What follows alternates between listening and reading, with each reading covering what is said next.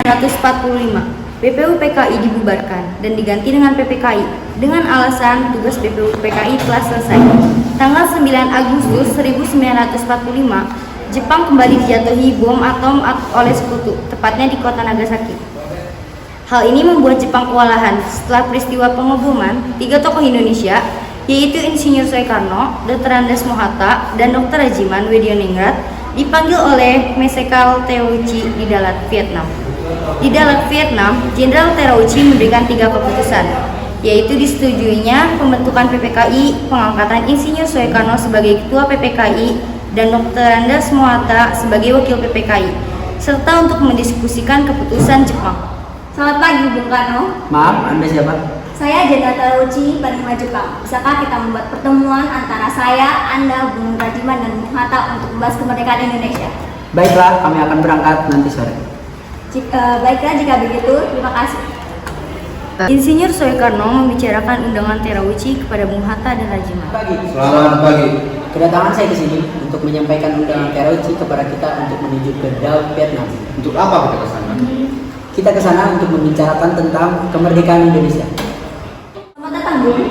Kapan dan di mana kita akan membicarakan proklamasi ini? Kita akan membicarakan ini besok lusa di rumah saya. Sampai bertemu besok, Bung.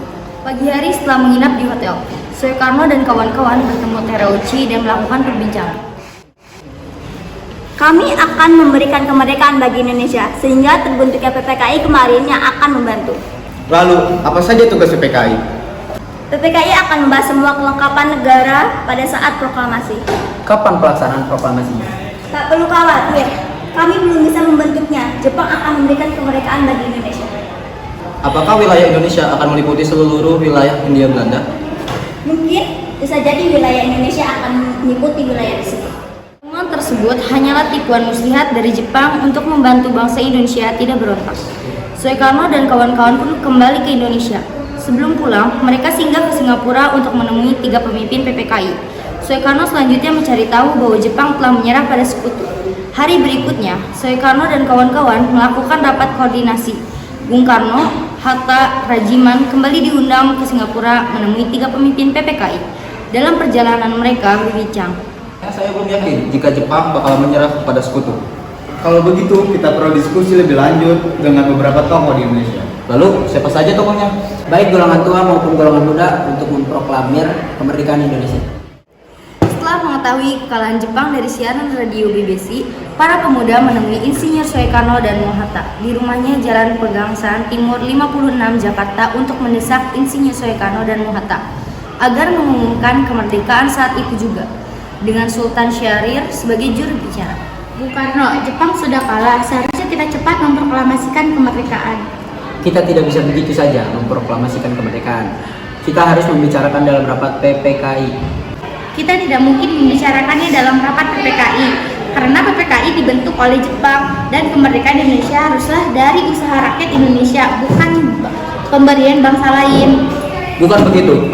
Kita seharusnya membicarakannya dalam rapat PPKI, karena PPKI adalah badan yang bertugas mempersiapkan kemerdekaan. Dengan demikian, usaha para pemuda dengan juru bicara Sultan Syahrir untuk membujuk Insinyur Soekarno agar segera memproklamasikan kemerdekaan mengalami kegagalan. Setelah mengalami kegagalan, membujuk Bung Karno karena para pemuda kembali mengadakan rapat dengan Khairul Saleh sebagai pemimpin.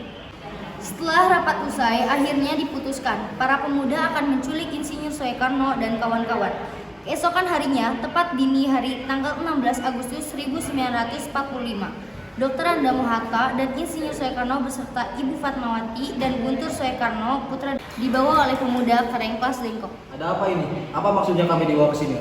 Maksud kami agar Bapak segera memproklamasikan kemerdekaan. Saya sudah mengatakan bahwa kemerdekaan Indonesia harus dibicarakan dalam sidang PPKI terlebih dahulu. Bapak benar, karena persiapan kemerdekaan adalah tugas. Lagi pula, Bapak kan ketua PPKI. Bapak tidak mungkin mengambil keputusan tanpa memberikan anggota PPKI yang lain. Sementara terjadi perdebatan di Rengas Dengklok, di Jakarta Wikana, golongan muda, dan MR Ahmad Soebarjo, golongan tua, melakukan perundingan. Setelah mendapat beberapa kesepakatan, diutuslah Yusuf Kanto untuk mengantar Ahmad Soebarjo ke Rengas Dengklok. Mari Pak, saya antar ke Rengas Dengklok.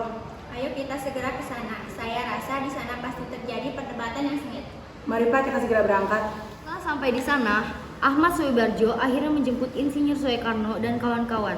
Selain itu, Ahmad Soebarjo berhasil meyakinkan para pemuda untuk tidak terburu-buru memproklamasikan kemerdekaan.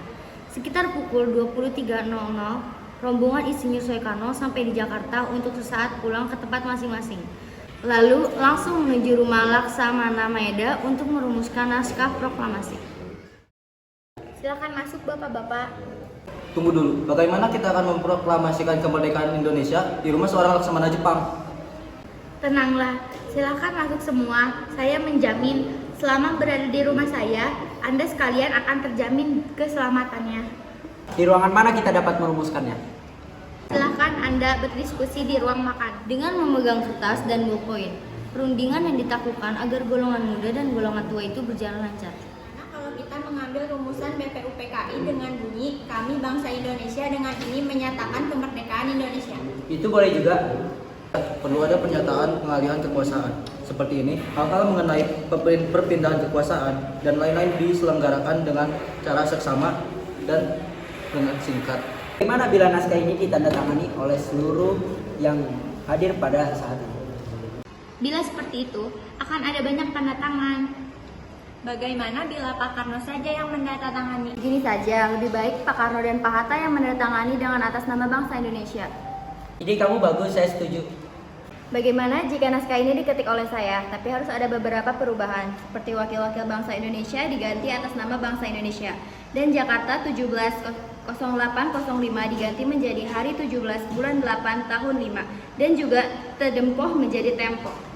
Lalu Sayuti Melik mengetik naskah tersebut dan memberikan hasil ketikan tersebut kepada Insinyur Soekarno untuk ditandatangani.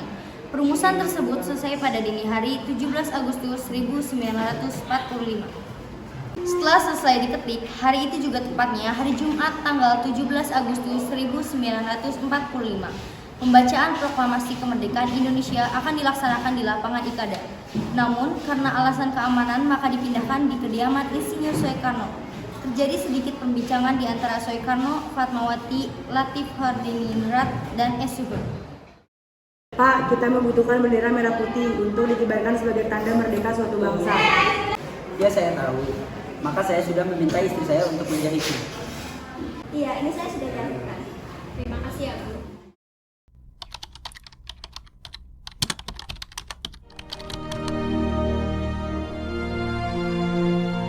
Proklamasi.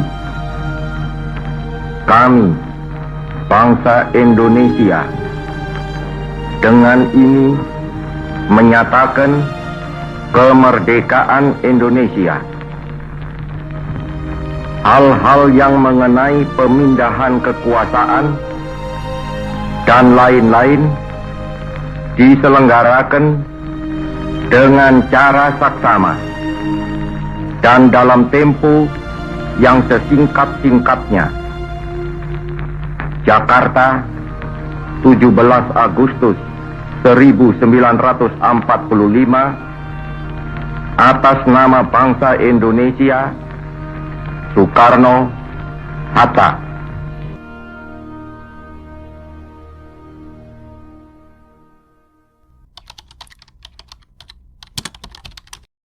I got 3 old thoughts, new